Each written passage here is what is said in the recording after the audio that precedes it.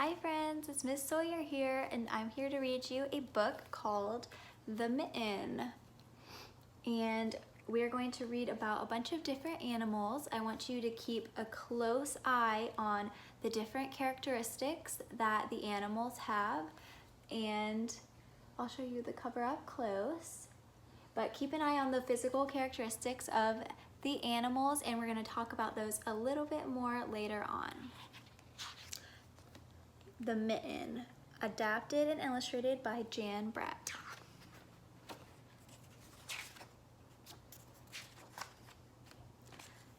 Once there was a boy named Nicky who wanted his new mittens made from wool, white as snow.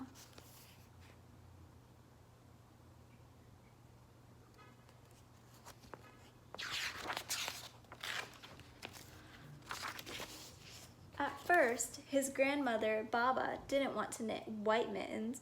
If you drop one in the snow, she warned, you'll never find it. But Nicky wanted snow white mittens, and finally, Baba made them.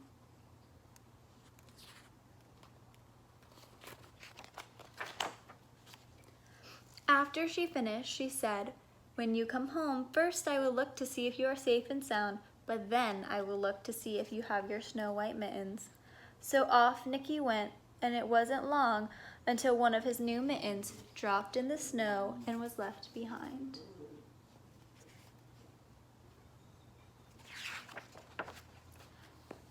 A mole, tired from tunneling along, discovered the mitten and burrowed inside.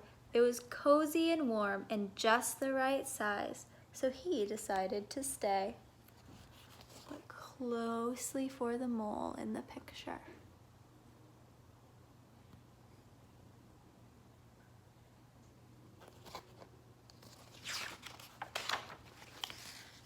A snowshoe rabbit came hopping by. He stood for a moment to admire his winter coat. It was then that he saw the mitten, and he wiggled in, feet first. The mole didn't think that there was room for both of them, but when he saw the rabbit's big kickers, he moved over. I wonder why he moved over when he saw the rabbit's kickers. I think he's talking about his legs there.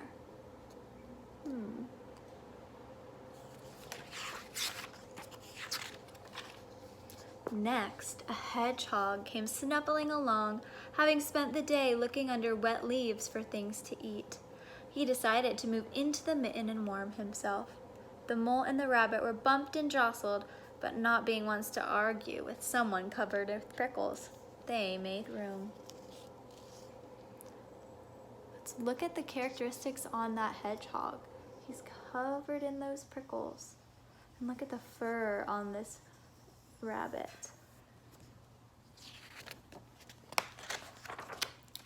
As soon as the hedgehog disappeared into the mitten, a big owl, attracted by the commotion, swooped down. When he decided to move in also, the mole, the rabbit, and the hedgehog grumbled.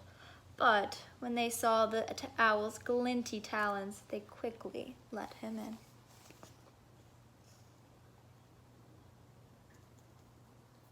There we can see the owl has so many feathers. And here are his big talons. Up through the snow appeared a badger. He eyed the mitten and began to climb in. The mole, the rabbit, the hedgehog, and the owl were not pleased. There was no room left, but when they saw his diggers, they gave him the thumb. What does that mean, that they gave him the thumb? Maybe that means that they gave him the okay to get in the mitten with them? Let's find out. It started snowing, but the animals were snug in the mitten. A waft of warm steam rose in the air, and a fox trotting by stopped to investigate. Just the sight of the cozy mitten made him feel drowsy. The fox poked his muzzle in. When the mole, the rabbit, the hedgehog, the owl, and the badger saw his shiny teeth, they gave the fox lots of room.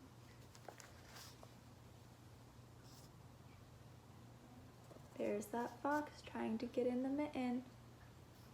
Look at all the fur on that fox. I'm sure it's keeping him plenty warm in the winter. A great bear lumbered by. He spied the Mitten all plumped up. Not being one to be left out in the cold, he began to nose his way in. The animals were packed in as tightly as could be, but what animal would argue with a bear? The Mitten swelled and stretched.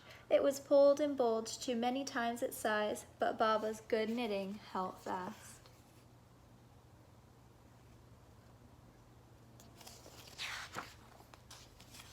Along came a meadow mouse, no bigger than an acorn. She wriggled into the one space left and made herself comfortable on top of the great bear's nose. Look at all those animals inside that mitten. We have a bear and a rabbit. There's an owl. There's the little mouse. I wonder why there's no snakes or frogs or fish in this mitten. Why did no fish or snakes or frogs come along? Maybe it's too cold for them. All of these animals seem to have fur or feathers to keep them warm.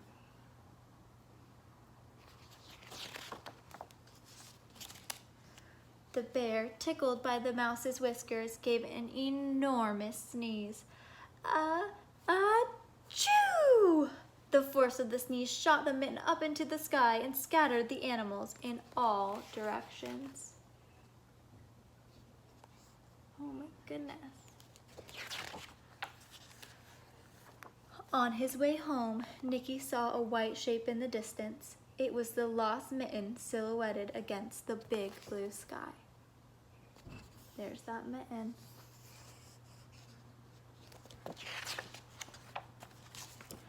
As he ran to catch his snow-white mitten, he saw Baba's face in the window. First, she looked to see if he was safe and sound, and then she saw that he still had his new mittens.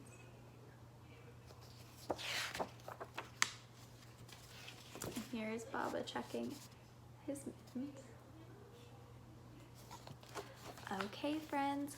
We're going to learn some more about the animals in this book and about all the different types of animals and how we can classify them.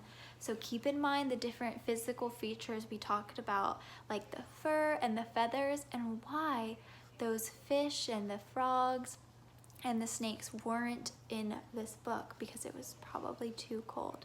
Keep all of those in the back of your head while we talk about animal classification. See you soon.